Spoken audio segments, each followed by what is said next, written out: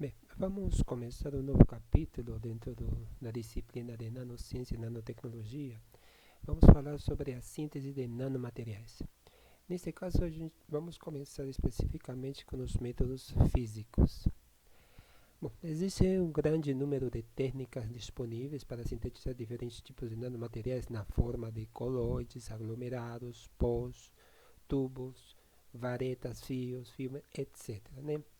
Algumas das técnicas convencionais já existentes para sintetizar diferentes tipos de materiais estão sendo otimizadas para novos nanomateriais e algumas novas técnicas estão sendo desenvolvidas.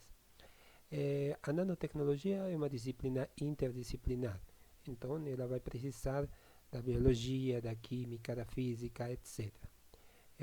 Bom, na imagem do slide podemos ver que há vários tipos de métodos para sintetizar nanomateriais. Alguns autores classificam esses métodos em dois grandes grupos, por exemplo, técnicas de síntese top-down e bottom-up, como já tinha mencionado anteriormente em outra videoaula. Entretanto, alguns outros classificam os métodos de síntese como sendo métodos físicos, químicos, biológicos e híbridos. Outros autores simplesmente consideram os três primeiros métodos como sendo os métodos físicos, químicos e biológicos. Os híbridos, na realidade, são uma mistura ou de métodos que utilizam princípios físicos e químicos ou métodos que utilizam princípios químicos e biológicos. Entretanto, a gente vai tentar abordar os dois primeiros métodos, que são os mais importantes, e os métodos híbridos serão mencionados também. Tá? Bom, dentro dos métodos físicos, que é o tema desta videoaula, existem duas grandes classificações, que são os métodos físicos mecânicos e os métodos físicos que utilizam a deposição do material vaporizado. São métodos chamados também de vapor. Vamos começar a falar sobre a moagem de bolas de alta energia.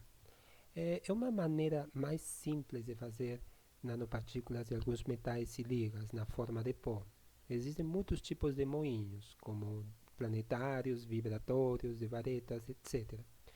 Geralmente, um ou mais recipientes são usados por vez para produzir grandes quantidades de partículas finas.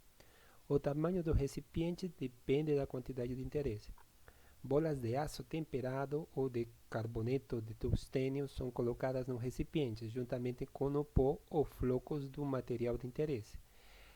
O material inicial pode ter tamanho e forma arbitrários, não interessa. O recipiente é fechado com tampas bem apertadas. Geralmente é recomendável uma ração de massa de 2:1 de bolas para o material. E se o recipiente estiver mais da metade cheio, a eficiência é diminuída. As esferas de moagem pesadas aumentam a energia de impacto na colisão. Então, o processo também pode adicionar algumas impurezas devido às bolas utilizadas no moinho. O recipiente pode estar cheio de ar ou gás inerte. No entanto, isso pode ser uma fonte adicional de impureza. Se as precauções adequadas são tomadas para o uso de gases, a pureza pode ser obtida. Então, algumas precauções devem ser tomadas. Prevê-se que haja um aumento na temperatura na faixa de 100 a 1100 graus Celsius durante as colisões. Temperaturas mais baixas, no entanto, favorecem a formação de partículas amorfas. Os gases como oxigênio, nitrogênio, entre outros, podem também ser fontes de impurezas à medida que as superfícies ativas constantemente são criadas durante as colisões. Durante a moagem também podem ser utilizados líquidos. Os recipientes são girados em alta velocidade, algumas centenas de revoluções por minuto, em torno do seu próprio eixo. Além disso, eles podem girar em torno de algum eixo central e, portanto, são chamados de moinhos de bolas planetárias. Neste próximo slide, podemos observar um equipamento em nível de laboratório que mostra um moinho de bolas. Então, ele pode ser de um recipiente ou até mais de um recipiente. E onde essas bolas, que são bastante duras e podem ser até muito pesadas, elas vão esmagando o material de forma a reduzir o tamanho dele. Então, as colisões entre as bolas e com o material no meio delas é que favorece a redução do tamanho. Esse tipo de método é o que se chama de método top-down, que parte de um material maior para chegar a um material de menor tamanho. Inclusive, se chega a materiais de tamanhos nanométricos.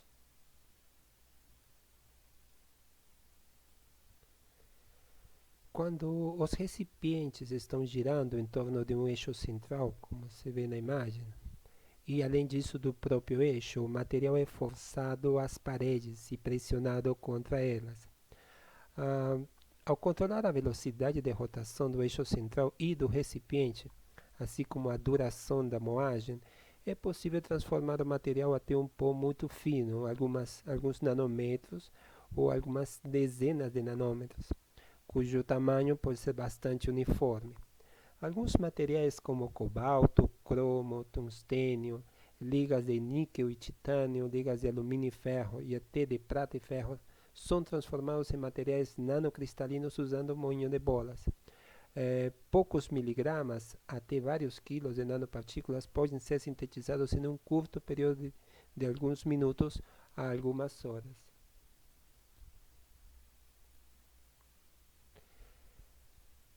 Mas também temos o tipo de moagem e ligas mecânicas. Nesse caso, a extrusão em equiângulo deixa a composição inalterada. Esse seria o princípio, ou seja, a moagem mostrada na imagem, nesse caso, combina deformação extrema com a formação de uma liga de dois materiais que normalmente não se misturariam. Então, partículas dos metais A e B são giradas em um moinho de bolas de alta energia. As esferas pesadas de aço ou outro material duro são jogadas uma contra a outra, prendendo e esmagando as partículas de metal entre elas. As partículas achatam, soldam e depois se partem. O processo, com o tempo suficiente, cria partículas fortemente deformadas e ligadas mecanicamente, com uma estrutura interna em nanoescala. Preencher o moinho com gás inerte ajuda a promover a soldagem e a resfriá-lo, o que se chamaria de criomoagem. Isso para evitar o engrossamento da estrutura.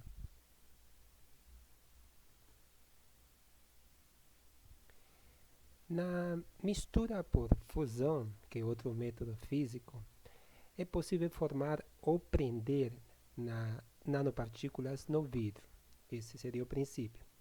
Estruturalmente, o vidro é um sólido amorfo, sem arranjo periódico de grande alcance, assim como o arranjo de simetria de átomos e moléculas. Ele é completamente amorfo. O princípio físico diz que quando um líquido é resfriado abaixo de certa temperatura, ele forma um sólido cristalino ou amorfo, que seria no caso o vidro. Além da temperatura, também a taxa de resfriamento e a tendência de nucleação decidem se o fundido pode ser resfriado como um vidro ou como um sólido cristalino de ordem de longo alcance. Os metais geralmente formam sólidos cristalinos, mas se resfriados a uma taxa muito alta, eles podem se transformar em sólidos amorfos. Tais sólidos são conhecidos como vidros metálicos. Mesmo nesses casos, os átomos tentam se reorganizar em sólidos cristalinos. A adição de elementos como boro, fósforo, silício ajuda a manter os vidros metálicos em estado amorfo. De fato, é possível formar nanocristais em vidros metálicos por aquecimento controlado. Bom, no caso de um vidro, embora a formação de núcleos seja necessária para o início da cristalização, a presença de um grande número de núcleos de diferentes elementos cria um derretimento não homogêneo, favorecendo a formação do vidro. Existem alguns materiais que favorecem particularmente a formação de vidro. Os silicatos têm um átomo central de silício e uma estrutura piramidal, com átomos de oxigênio nos cantos, como se vê na imagem. Tais unidades de silicato, que não compartilham as bordas, mas conectadas apenas pelos cantos, são distribuídas aleatoriamente em 3D para formar uma estrutura vítrea. Um vidro de janela, por exemplo, apresenta 72% de óxido de silício, 14% de óxido de sódio, 8,5% de cálcio, 3,5% de magnésio e 1,5% de alumínio como componentes. Já a vidraria de laboratório possui 80% de óxido de silício, ou sílica, também chamada, 10% de óxido de boro e 5% de óxido de sódio, alumina 3%, óxido de magnésio 1% e óxido de cálcio 1%. Outros vidros, como fibra de vidro ou vidro de quartzo, têm composições diferentes. No entanto, pode-se notar que a formação de vidro é amplamente auxiliada pela presença de vários elementos diferentes, daí a sua natureza heterogênea. Verificou-se que cores muito bonitas em vidros como vermelho, amarelo, azul, laranja, verde e seus tons, né, diferentes são resultados da adição de alguns elementos como ouro, cobalto, níquel, ferro, etc. Essas cores são atribuídas à formação de nanopartículas desses elementos. De fato, também é possível formar nanopartículas de alguns semicondutores, como seleneto de cádmio, seleneto de eh, eh, perdão, a liga zinco-enxofre, óxido de titânio e tudo isso dentro do vidro. Normalmente a percentagem desses aditivos é menor que 5%. O derretimento dos materiais de formação de vidro e do material das nanopartículas desejado é bem homogeneizado antes do início do resfriamento. As nanopartículas são geralmente bem separadas e imobilizadas na matriz vítrea. Agora vamos passar aos métodos baseados na evaporação. Bem, existe uma variedade de métodos para formar nanoestruturas, evaporando os materiais em alguns substratos. Os materiais nanoestruturados podem ter a forma de filmes finos, multicamadas, ou filmes finos nanoparticulados, que são filmes finos formados por nanopartículas. E existem vários métodos nos quais o material de interesse é levado para a fase gasosa, sendo átomos, na forma de átomos ou moléculas, que podem formar aglomerados depois e depois serem depositados em substratos apropriados. Também é possível obter camadas muito finas, mesmo as camadas atômicas conhecidas como monocamadas, ou até multicamadas. Multicamadas são camadas de 2 ou mais materiais empilhadas umas sobre as outras, formando nanomateriais de grande interesse. A evaporação pode ser alcançada por vários métodos, como aquecimento resistivo, utilizando uma resistência elétrica, aquecimento por feixe de elétrons, aquecimento a laser, pulverização, etc. Né? Esses são os mais importantes. Deve-se lembrar que todos os processos de síntese precisam ser realizados em um sistema de vácuo projetado adequadamente. Isto é para evitar a oxidação descontrolada dos materiais de origem e do produto final, assim como também dos componentes do próprio sistema. O livre percurso médio das partículas também aumenta no sistema de vácuo, o que é frequentemente desejado.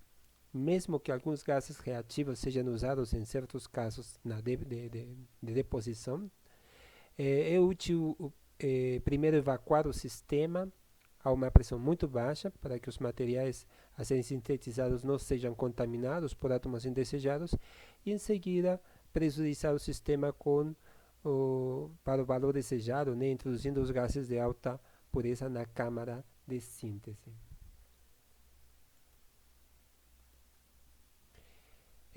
Os materiais a serem evaporados são geralmente aquecidos a partir de algum cadinho ou filamento adequado, chamado de fonte de evaporação no cadinho, como mostrado na figura. Normalmente as fontes são aquecidas eletricamente para que sejam gerados vapores suficientes do material a ser depositado. Se os vapores do material a ser depositado condensam sobre o material do filamento sem formar nenhuma liga ou composto, o filamento é considerado adequado. Caso contrário, é necessário derreter o material numa cesta, como uma canoa. No entanto, esse tipo de aquecimento tem a desvantagem de que o próprio cadinho e as partes ao redor também são aquecidos e se tornam a fonte de contaminação de impurezas indesejadas. Portanto, a evaporação pelo método de aquecimento por feixe de elétrons é considerada desejada nesse caso.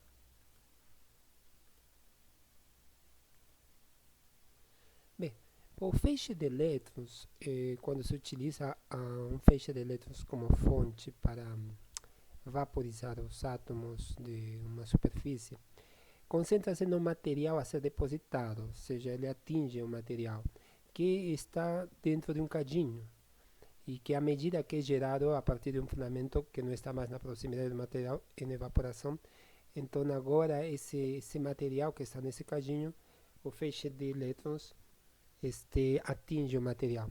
Ele derrete apenas uma parte central do material no crisol, tá? Evitando qualquer contaminação também do crisol. Assim podem ser obtidos vapores com alta pureza. Vamos discutir como a deposição ocorre por evaporação. Então, a ideia por esse tipo de método é vaporizar o material que depois se deposita em algum substrato, seja como uma monocamada ou multicamadas. Então, a qualquer temperatura existe alguma pressão de vapor do material. Na evaporação, o número de átomos que saem da superfície do material, sólido ou líquido, deve ser maior que a dos átomos que retornam à superfície. A taxa de evaporação de um líquido é dada pela equação de Hertz-Nussen, como está mostrado no slide. Isso é válido para um líquido, né?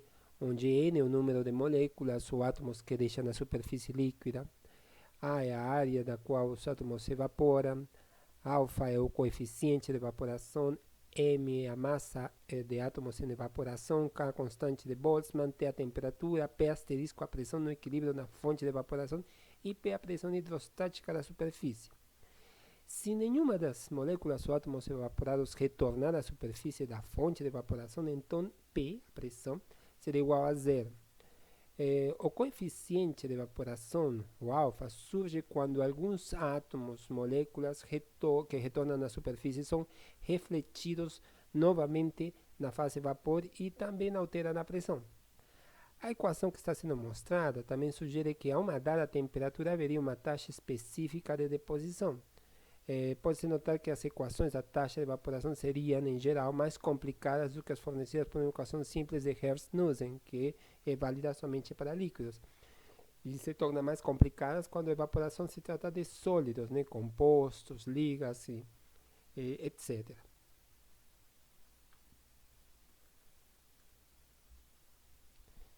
É necessário que o material a ser evaporado crie uma pressão de aproximadamente 10 a menos 1 pascal ou mais para obter a pressão de vapor adequada para a síntese. Alguns materiais como titânio, molibdênio, ferro e silício têm grande pressão de vapor a uma temperatura muito abaixo dos seus pontos de fusão, o que torna eles facilmente de serem evaporados ou sublimados dos seus sólidos.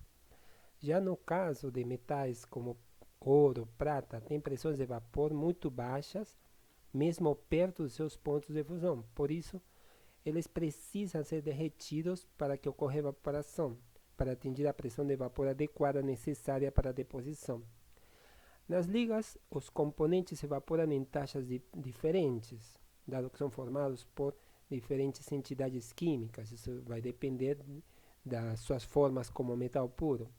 Portanto, os filmes depositados podem ter estequiometria diferente, que significa quantidades percentuais diferentes constituintes em um material, em comparação com a composição original da liga, né, da fonte de evaporação. Se um composto for usado para evaporação, é muito provável que ele se dissocie de antemão e a estequiometria não seja mantida no produto final. O uso de gases reativos como oxigênio, amônia e hidrogênio durante a síntese do material por evaporação é uma prática muito comum. Às vezes, tratamentos pós-deposição também são usados. De fato, numa situação em que o material a ser depositado não é um material de componente único, é preferível utilizar outro método de deposição, como deposição por pulverização. Agora passamos a falar sobre a técnica de deposição física de vapor. Essa técnica envolve basicamente o uso de materiais de interesse como fontes de evaporação, um gás inerte ou reativo para colisões com o vapor do material, um dedo frio no qual os aglomerados ou nanopartículas podem condensar, um raspador para raspar as nanopartículas, e todos os processos são realizados em uma câmara de vácuo para que a pureza desejada do produto final possa ser obtida. A figura mostra cada um desses componentes. eh, e além disso, ela mostra como não somente as nanopartículas se depositam no dedo frio, cold finger, senão também eles são comprimidos na parte inferior com um pistão para formar imediatamente pellets, né? Geralmente, metais ou óxidos metálicos de alta pressão de vapor são evaporados ou sublimados de filamentos ou recipientes de metais refratários, como tungstênio, molibdênio, etc., nos quais os materiais a serem evaporados são mantidos. A densidade do material evaporado próximo à fonte é bastante alta e o tamanho de partículas é muito pequeno, menor que 5 nanômetros. Tais partículas preferem adquirir um estado estável de energia superficial mais baixa, ou seja, são esféricos. Devido à pequena partícula, ou devido à partícula ser tão pequena, há uma grande interação cluster-cluster, e aí se formam partículas maiores. Portanto, eles devem ser removidos o mais rápido possível da fonte. É por isso que se usa um gás inerte. Esse gás inerte fica próximo da fonte e remove as partículas da vizinhança da fonte. Em geral, a taxa de evaporação e a pressão dos gases no interior da câmara determinam o tamanho das partículas e sua distribuição. A distância da fonte do dedo frio também é importante. Átomos de aglomerados evaporados podem colidir com moléculas de gás e formam partículas maiores, que se condensam no dedo frio. Enquanto se afastam da fonte para o frio, os aglomerados crescem. Se aglomerados foram formados em moléculas ou átomos de gás inerte, ao atingir o dedo frio, átomos ou moléculas de gás podem deixar as partículas ali e então escapar para a fase gasosa. Se gases reativos como oxigênio, hidrogênio, amônia forem usados no sistema, o material evaporado poderá interagir com esses gases formando partículas de óxido, nitreto ou hidreto. Como alternativa, pode ser primeiro fazer nanopartículas de metal e posteriormente fazer pós-tratamento apropriado para obter o composto de metal desejado. O tamanho, a forma e até a fase do material evaporado podem depender da pressão do gás da câmara de deposição. Por exemplo, usando uma pressão de hidrogênio, de gás de hidrogênio dentro da câmara superior a 500 kPa, é possível produzir hidreto de titânio de tamanho de 12 nanômetros. Então, os clusters são nanopartículas condensadas no dedo frio, que geralmente é resfriado por água ou nitrogênio líquido, podem ser raspadas dentro do sistema de vácuo. O processo de evaporação e condensação pode ser repetido várias vezes até que se obtenha uma quantidade necessária do material. O seguinte método físico baseado na evaporação é a deposição de feixe de clusters ionizados. Basicamente consiste em vaporizar clusters, ionizá-los e depositá-los no substrato. Este método foi desenvolvido pela primeira vez por Takagi e Yamada em 1985 e também é útil para obter filmes finos cristalinos únicos de alta qualidade. Tá?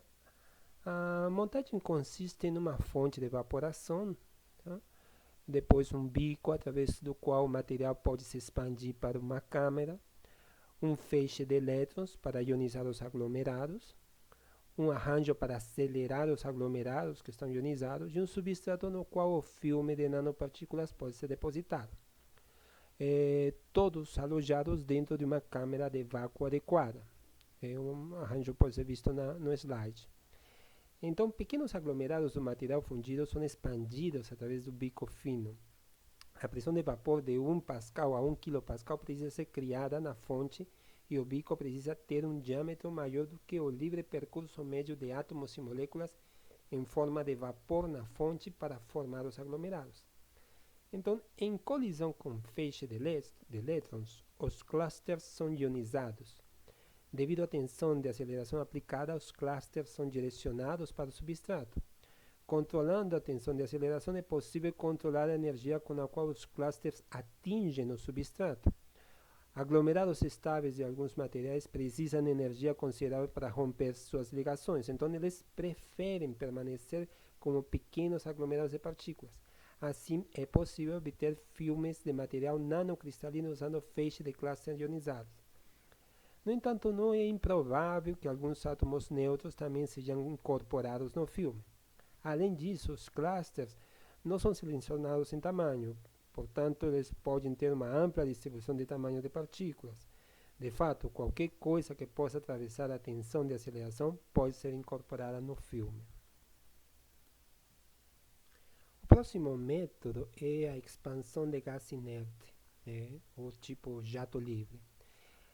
Na expansão de gás inerte ou de jato livre, os átomos evaporados, isso pode ser evaporados utilizando uma fonte de calor, por exemplo, são transportados por uma corrente de gás hélio, que é inerte, de alta pressão, que é expandida de um bico para uma câmara de baixa pressão em velocidades supersônicas, como mostra a imagem. A expansão adiabática do gás leva a um resfriamento rápido e faz com que os átomos evaporados formem aglomerados com alguns nanômetros de diâmetro. Como no caso da condensação do gás inerte, a aglomeração de nanopartículas é um problema, exigindo um controle cuidadoso da taxa de evaporação e do fluxo do gás inerte, já que eles são os que determinam o tamanho e a distribuição das partículas. Passamos agora a ver o método de vaporização a laser. Neste método, a vaporização do material é efetuada usando pulsos de feixe de laser de alta potência. A configuração junto com a interação com a fonte de evaporação é mostrada no slide. A instalação é um sistema de vácuo ultra alto, ou alto vácuo, equipado com um sistema de introdução de gás inerte ou reativo, um feixe de laser, o alvo sólido e o substrato resfriado, que é onde vai ser depositado o material vaporizado. É possível sintetizar clusters de qualquer material cujo alvo sólido possa ser vaporizado. Normalmente, o laser opera na faixa UV, porque outros comprimentos de onda, como o infravermelho visível, são frequentemente refletidos pelas superfícies de alguns metais. Então, um poderoso feixe de laser evapora os átomos de uma fonte sólida e os átomos colidem com os átomos do gás inerte que estão ali, ou podem ser gases reativos. E esses resfriam esses átomos, fazendo com que eles formem aglomerados. Depois eles condensam no substrato resfriado e o método também é conhecido como ablação a laser. Tá? A pressão do gás é crítica para determinar o tamanho e a distribuição das partículas. A evaporação simultânea de outro material e a mistura de dois materiais evaporados em gás inerte leva à formação de ligas ou compostos. Este método pode introduzir algumas novas fases dos materiais que normalmente não são formadas. Por exemplo, os nanotubos de carbono de parede única são sintetizados principalmente por este método. O seguinte método, chamado de pirólise a laser, é um outro método de síntese de filmes finos, usando laser, onde também é conhecido como deposição assistida por laser, onde também se utiliza um laser. Só que nesse caso, uma mistura de gases reagentes é decomposta usando um poderoso feixe de laser, na presença de outro gás inerte, que arrasta esses gases reativos. Esse gás inerte geralmente é hélio ou argônio. Então, átomos ou moléculas de gases reagentes decompostos colidem com os átomos do gás inerte e interagem entre si, formando aglomerados que crescem e então são depositados em um substrato resfriado. Um diagrama pode ser visto no slide. Muitas nanopartículas de materiais como alúmina, carbeto de tungstênio, nitreto de silício são sintetizadas por este método. Aqui também a pressão do gás desempenha um papel importante na decisão do tamanho das partículas e na sua distribuição. Também temos o método de deposição por pulverização, o sputter deposition. A deposição por pulverização é uma técnica de deposição de filmes finos, amplamente usada, especialmente para obter filmes finos e estequiométricos, isto é, sem alteração da composição do material original. O material alvo pode ser uma liga, uma cerâmica ou um composto qualquer. A pulverização também é eficaz na produção de filmes compactos não porosos. É uma técnica muito boa para depositar filmes multicamadas para espelhos ou filmes magnéticos para aplicações espintrônicas.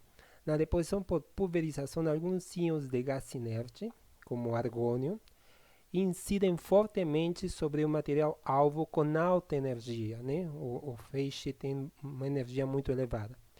Dependendo da energia dos íons, da razão entre a massa de íons e a massa de átomos e alvo, a interação íon-alvo pode ser um fenômeno muito complexo. Então, os íons se tornam neutros na superfície do material alvo, mas devido à sua energia, os íons incidentes podem ser introduzidos,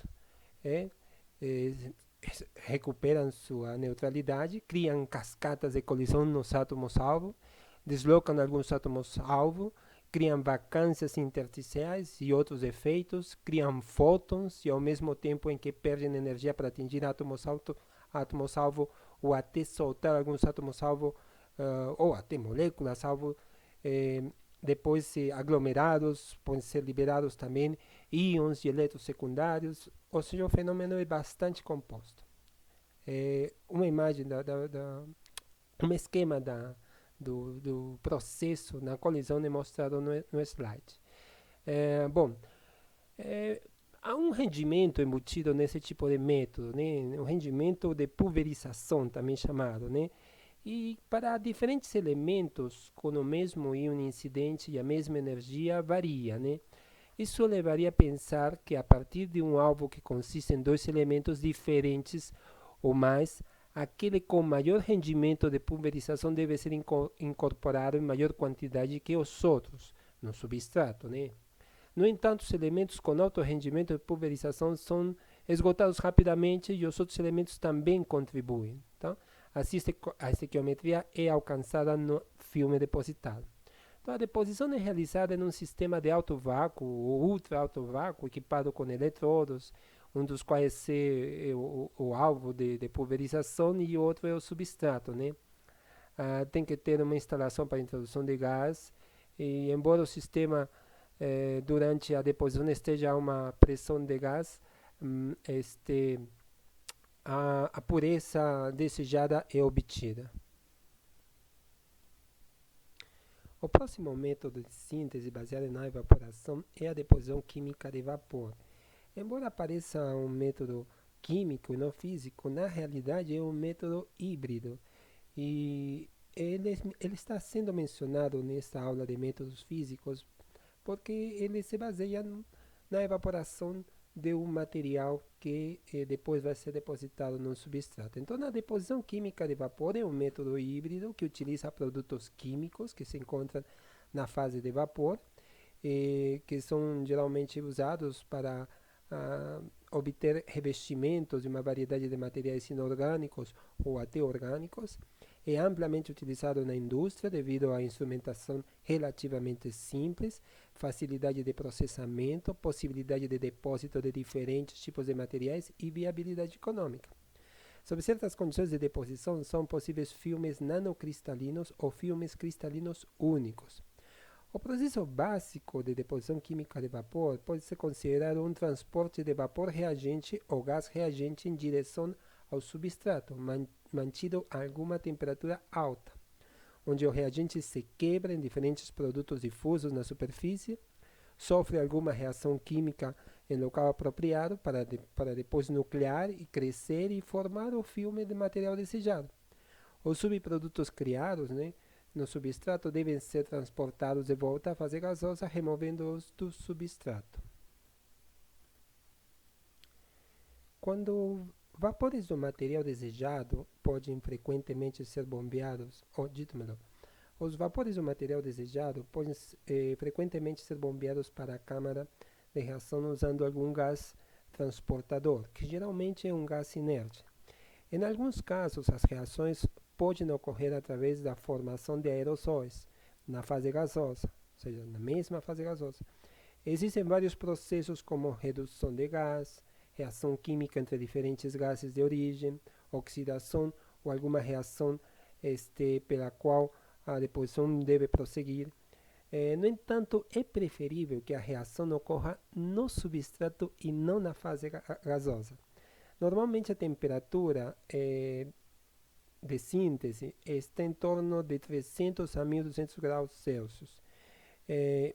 E a que é usada no substrato. Né? Existem duas maneiras de parede quente e de parede fria, pela qual os substratos são aquecidos, como mostrado no slide. Na instalação de parede quente, a deposição pode ocorrer mesmo nas paredes do reator.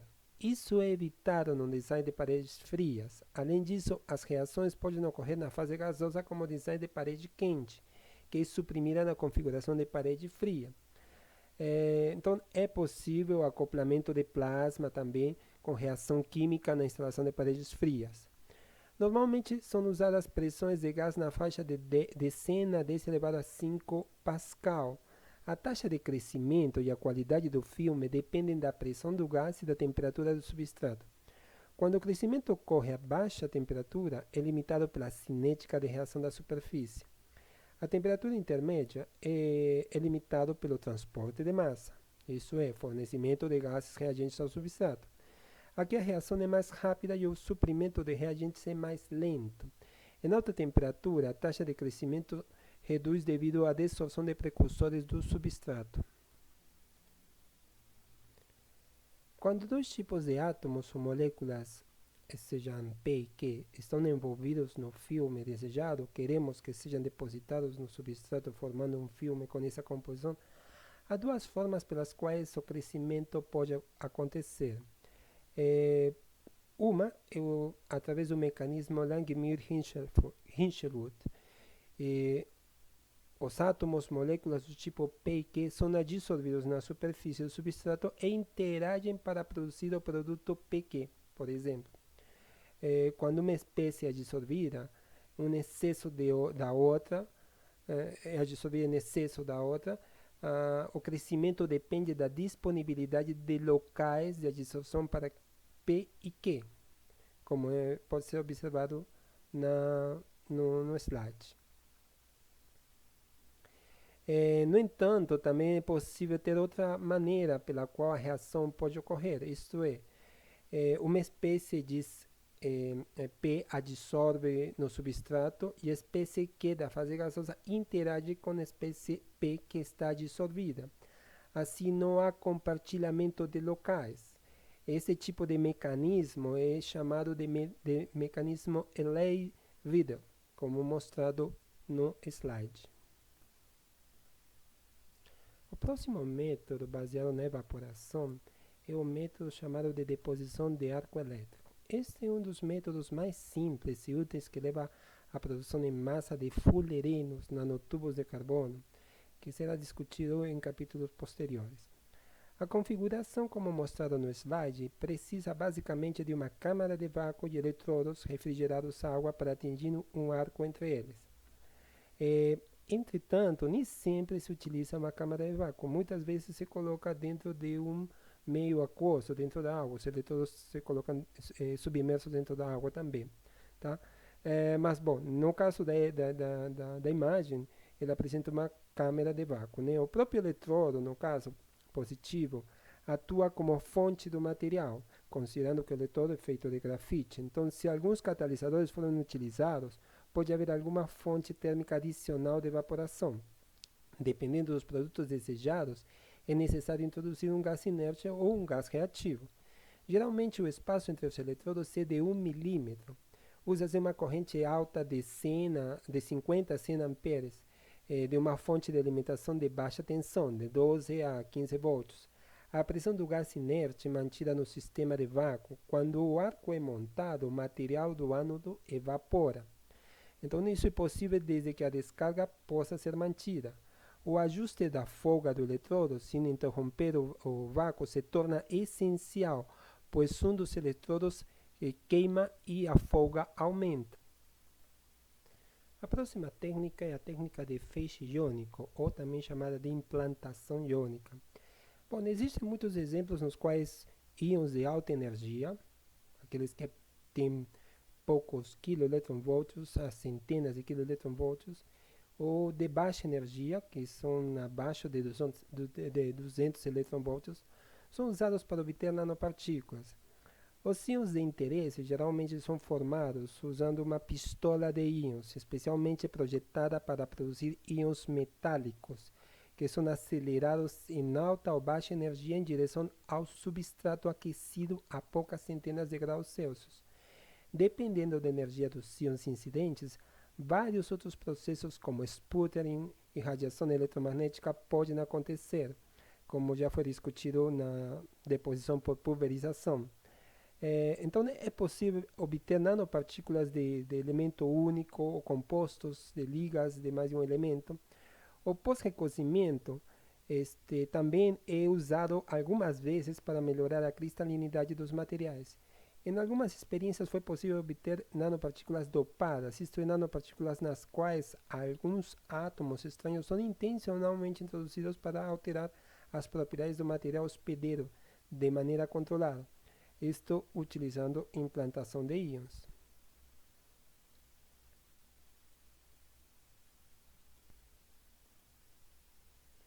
E finalmente temos o método de epitaxia por feixe molecular. Esta técnica pode ser usada para depositar pontos quânticos elementares ou compostos, poços quânticos e fios quânticos de uma maneira muito controlada. Um diagrama desta técnica é apresentado no slide.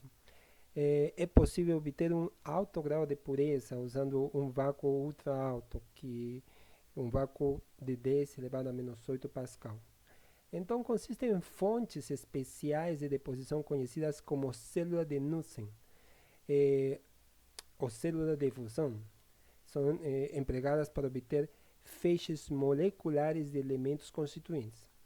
Então, são diferentes células, são diferentes fontes que vão disparar íons de diferente material, de diferente elemento. Então, a taxa de deposição é mantida muito baixa e a temperatura do substrato é bastante alta para obter a mobilidade suficiente dos elementos no substrato e crescimento camada por camada para obter nanoestruturas ou filmes finos de alta pureza. Técnica como a difração de elétron refletida de alta energia, com sua sigla em inglês RHEED, é incorporada para monitorar a cristalinidade do filme em crescimento. Então, até agora foram apresentados os métodos mais importantes, os métodos físicos de síntese de nanomateriais. Não estão todos porque há uma variedade muito grande, mas são os mais importantes. Também apresentarei nas próximas aulas alguns métodos híbridos, que não são especificamente métodos físicos. Aqui foi apresentado um só, que é o método de deposição química de vapor. Mas há outros métodos híbridos que vão ser apresentados de forma independente. Olá.